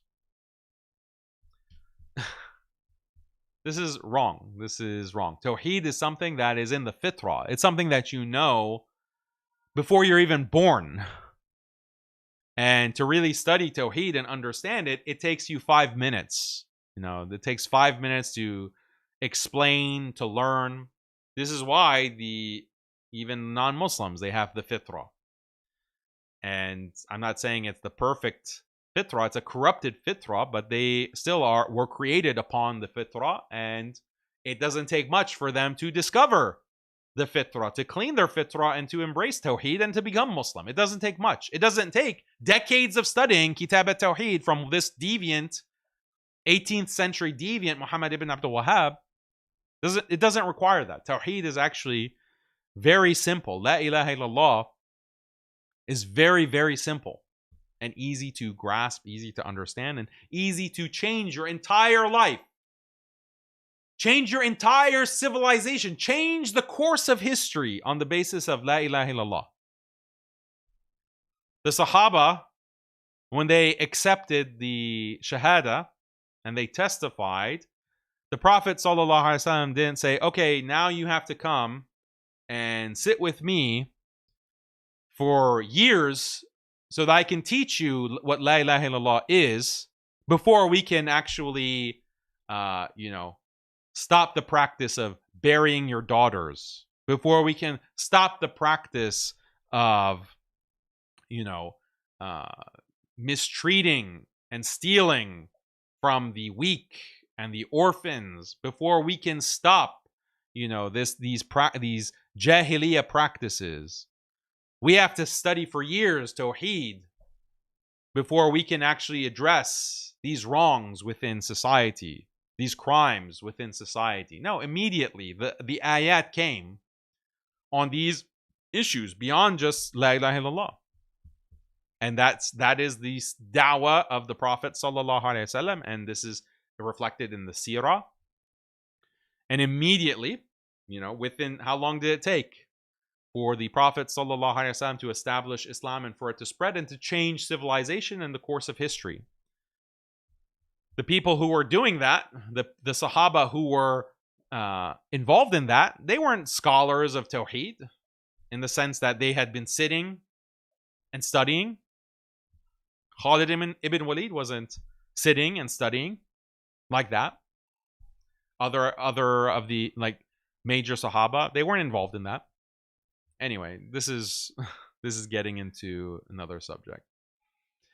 Okay, so I wanted to also talk about Wahhabis, and I also wanted to talk about the whole Apus drama with his wife cheating on him. But we won't have time to get into that. I'll save that for tomorrow, inshallah. So let's get into your super chats. Daniel is voting shirk. Again, as I said, this is an extensive discussion and debate, and I think it's worth discussing. What kind, does it actually constitute shirk? What would it mean for it to entail shirk? What kind of intentions would a person have for it to entail shirk? I mean, this is an extensive discussion, but I don't think it's necessarily shirk in all cases, no. YQ even promoted a book by Zohran Mamdani's Zindiq father. What book was that, and what was the nature of the recommendation? You can read books by non-Muslims. You can read books by people who are not only Zindiq, they're outright kuffar. You can read their books. But if you are promoting a book as, the problematic ideas within that book and you say that's correct, okay, then that's a separate issue. But just promoting a book and saying, well, this might have interesting ideas, or this might have some kind of, has information that Muslims should be aware of, without necessarily endorsing everything in that book, there's no problem with that.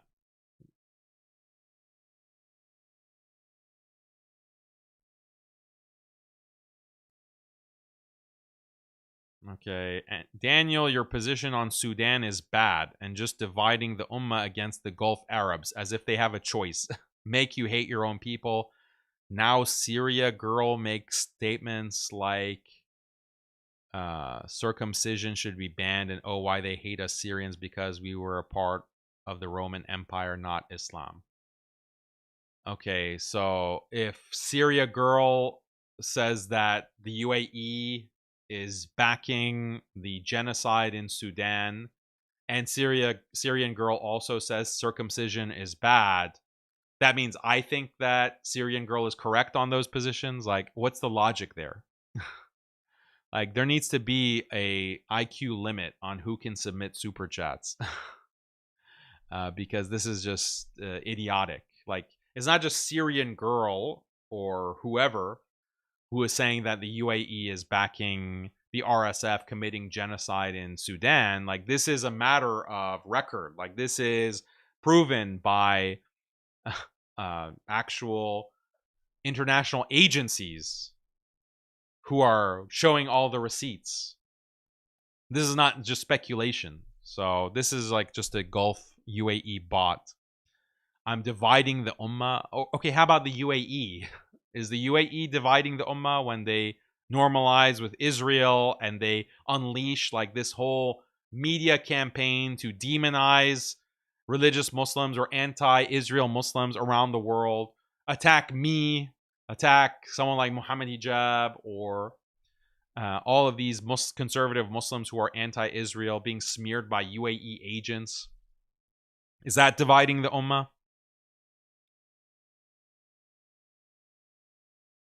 PBD feels like it's the fall of Constantinople. LOL. I don't know what that's referring to.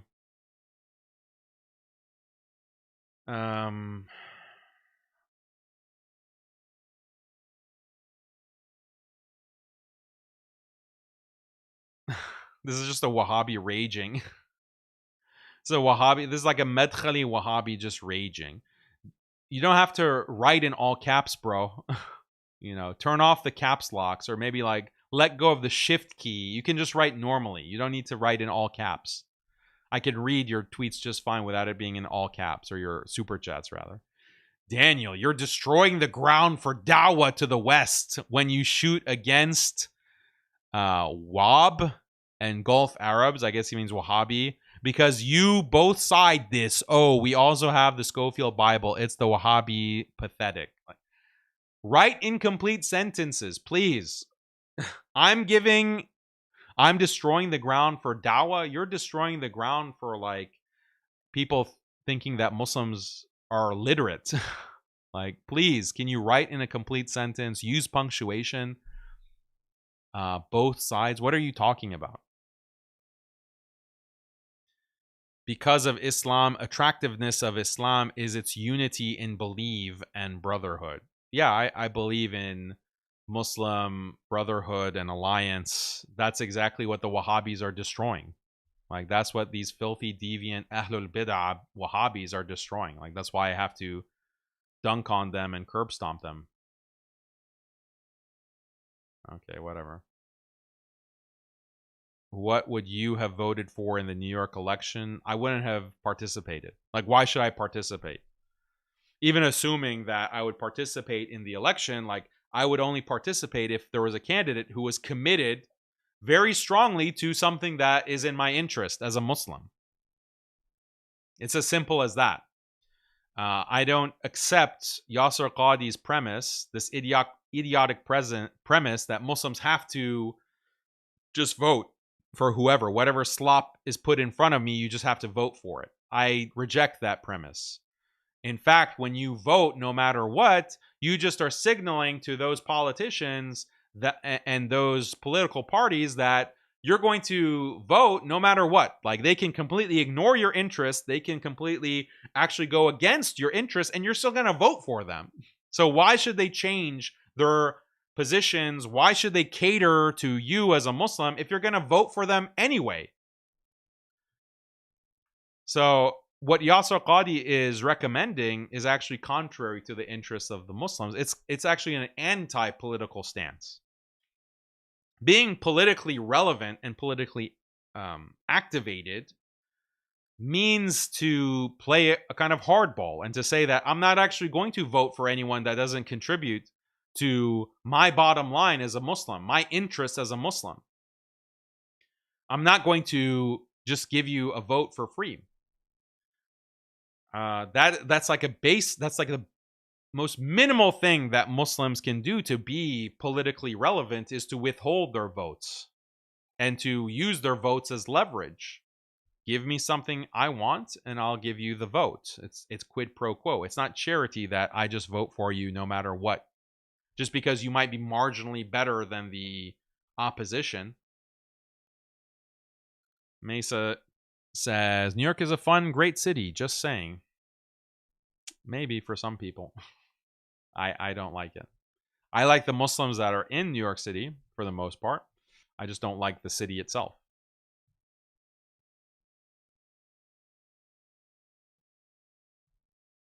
KN Kareen says, he will be mayor for all New Yorkers, not only mayor for Muslims. A conservative couldn't win in New York City. It is what it is. Okay. So why should I, as a Muslim, feel compelled to vote for Zohran? Because that's what people are saying. Like, oh, well, you're a Muslim, so you should vote for Zohran because he's a Muslim. As if it is just assumed that Zohran is going to do something for Muslims and for the interests of Muslims. And the answer is no. The answer is he's not. He hasn't committed to anything like that. So why wouldn't I look at other politicians? If I'm purely going to go on the basis of who's going to be better, then there is a case to be made that other politicians could have been better. Cuomo could have been better. Who knows? Maybe some. I haven't looked deeply into Cuomo's positions. Maybe him or another candidate or an independent candidate, maybe they had policies that would have been better for all New Yorkers as I judge it. So, yeah, I don't really get the point of this. Like, if you're for everyone, then you're basically for no one. It sounds to me like when he keeps a Jewish Zionist as the head of the NYPD, as police commissioner, that doesn't sound like it's for everyone. I think that is for Zionist Jews. I think when he backtracks on his statements on Netanyahu, or he backtracks on his position on campus protests, or when he says that he puts people in office who are Zionists in his administration, who are Zionists across the spectrum, as he said it, I don't think that's for all New Yorkers, actually. I think that he is done a good job of duping liberals. Any liberals who are anti-Zionist, I think he did a good job of duping you.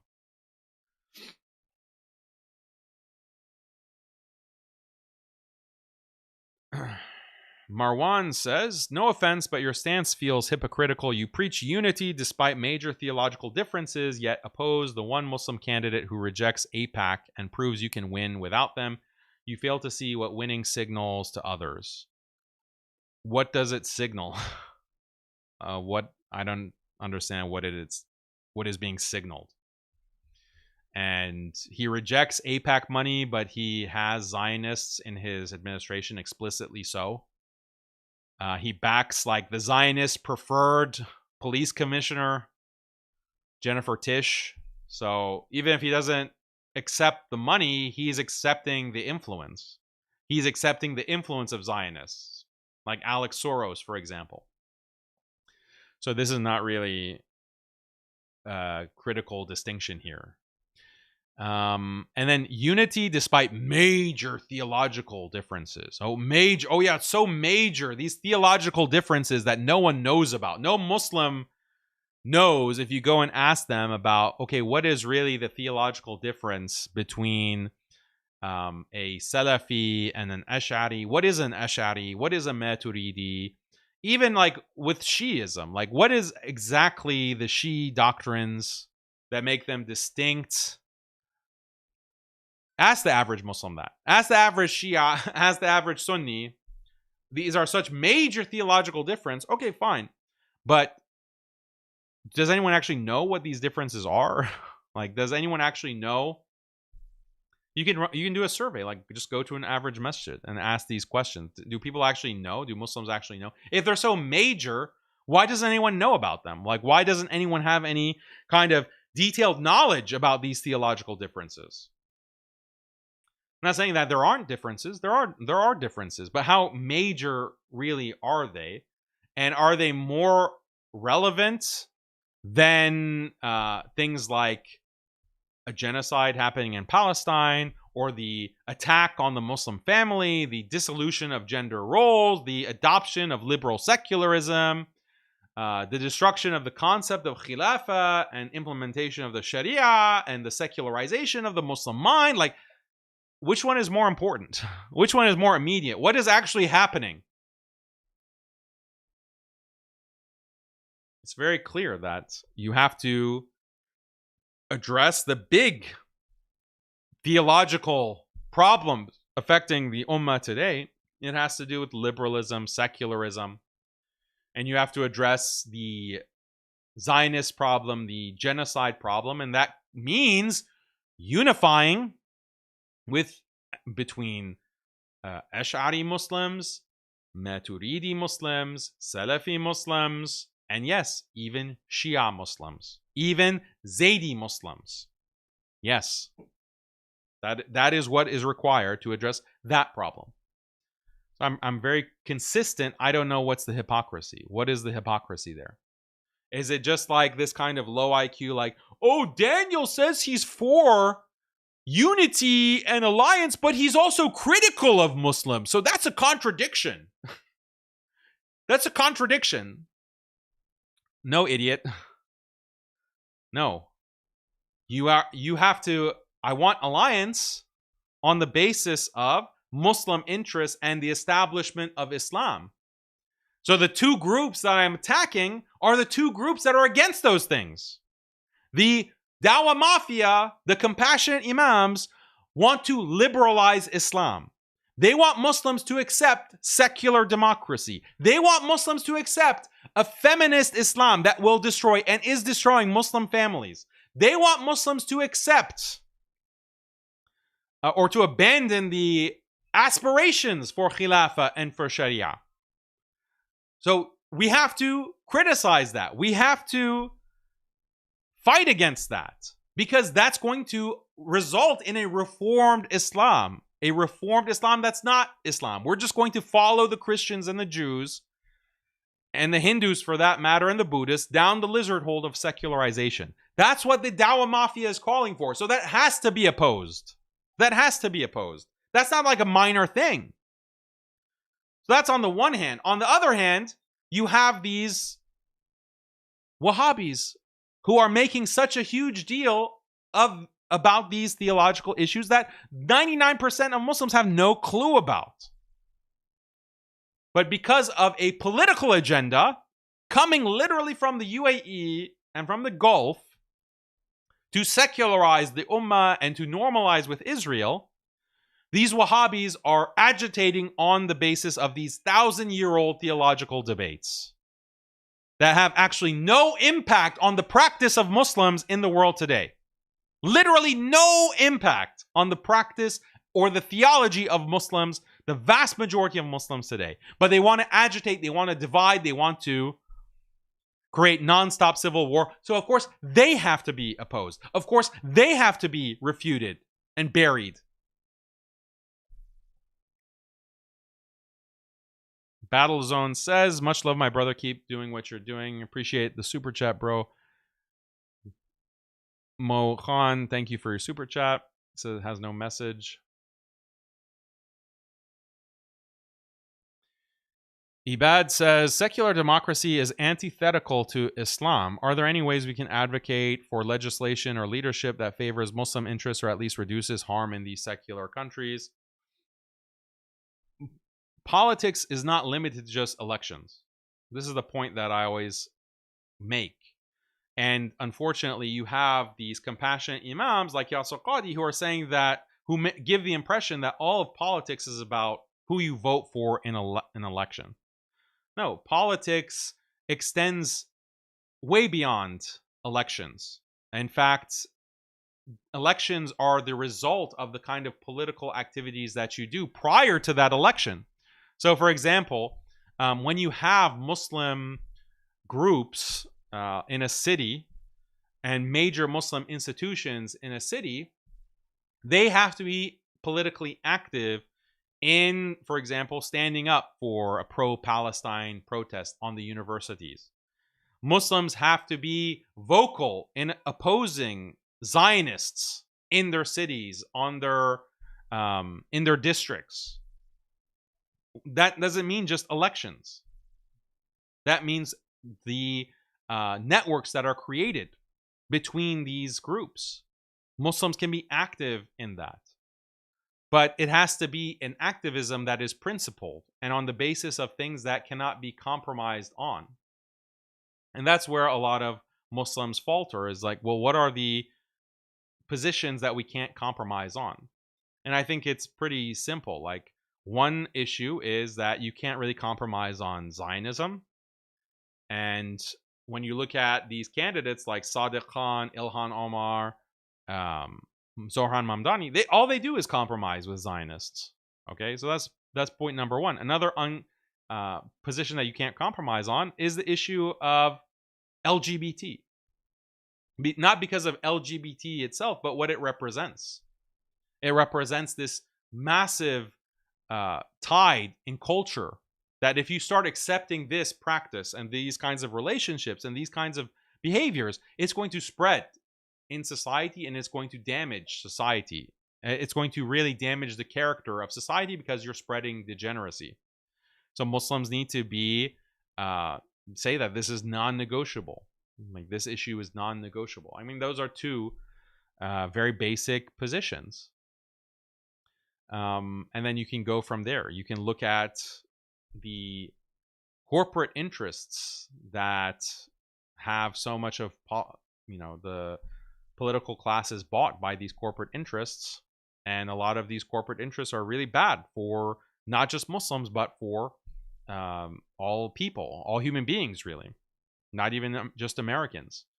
Muslims can take positions on that when it comes to, it's like big pharma, when it comes to some of these corporations that are wanting to destroy regulation that prevents them from putting all kinds of chemicals in food, all kinds of chemicals in the environment.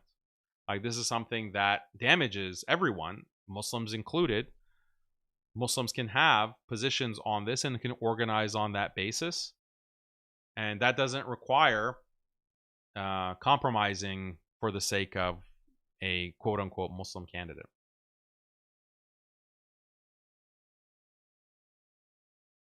What about Qadiani Muslims? Qadianis are not Muslim.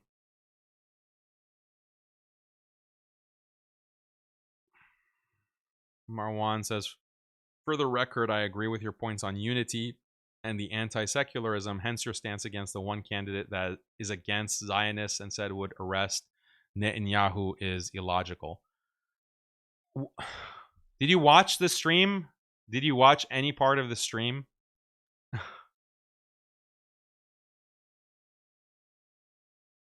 Yeah. Zohran walked back his initial claim of arresting Netanyahu. He walked that back. He's not going to arrest Netanyahu. And he's not against Zionists when he says he's going to have plenty of Zionists in his administration. Last word says, is Islamic democracy possible, or how can I learn what the system of an Islamic state is so I describe it clearly? How is our leader chosen? Thank you, brother. No, there's no Islamic democracy. There's no such thing. The idea that the people decide the ruler, the people decide the Khalifa. That's not Islamic. The idea that a ruler is based on or is selected on the basis of shura, like who is conducting that shura, like who is it's the people who are at the head of Muslim society.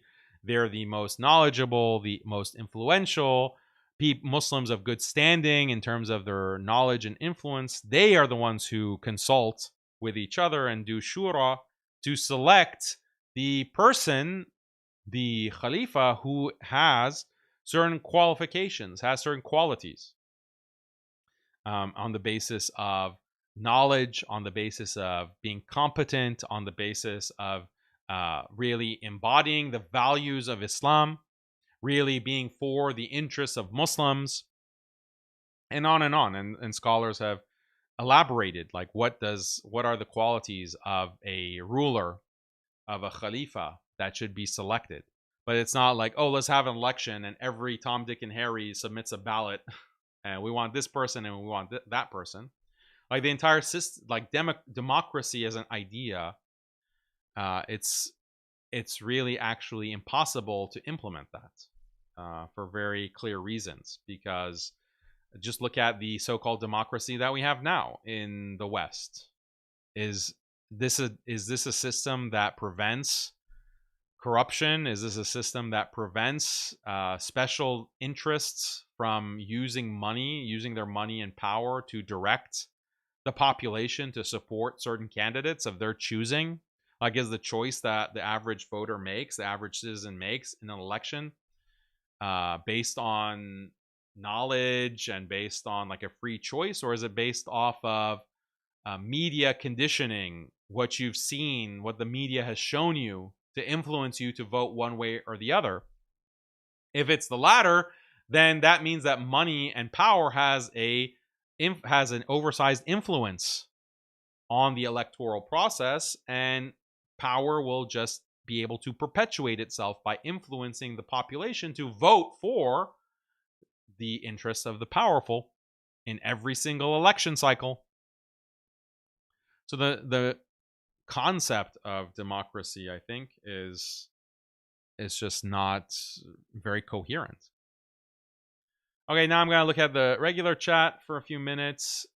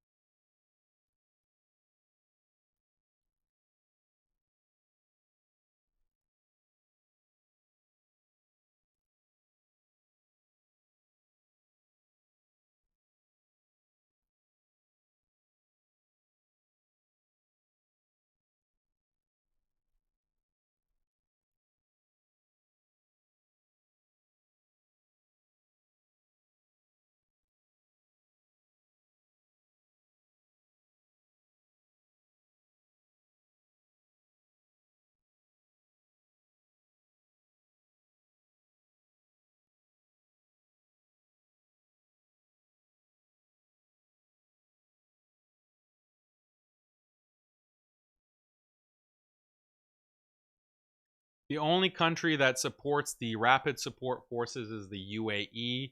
Mr. Daniel deliberately lying to his followers. What are you talking about? That's exactly what I say. It's the UAE that's supporting the RSF, and the RSF is committing a genocide in Sudan. That's exactly the point that I've been making.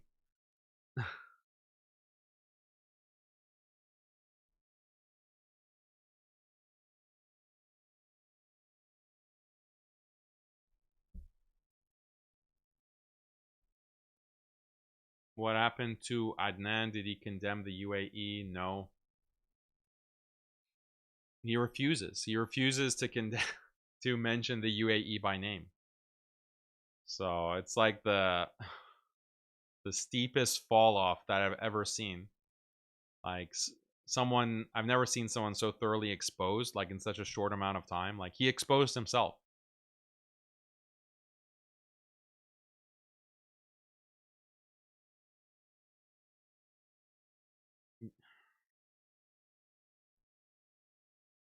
all the weapons that the RSF has that they're using now is being provided by the UAE.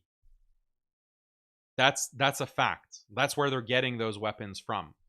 This is why the RSF is now being more successful in taking territory, whereas before they were on the back foot. The SAF, the Burhan side, had drones. They had drones that were able to give them air superiority. Now the RSF has drones. Who gave them those drones? Who gave them those drones? It was the UAE. These drones that now RSF has, they've gotten from the UAE, and that's how they are now resurgent.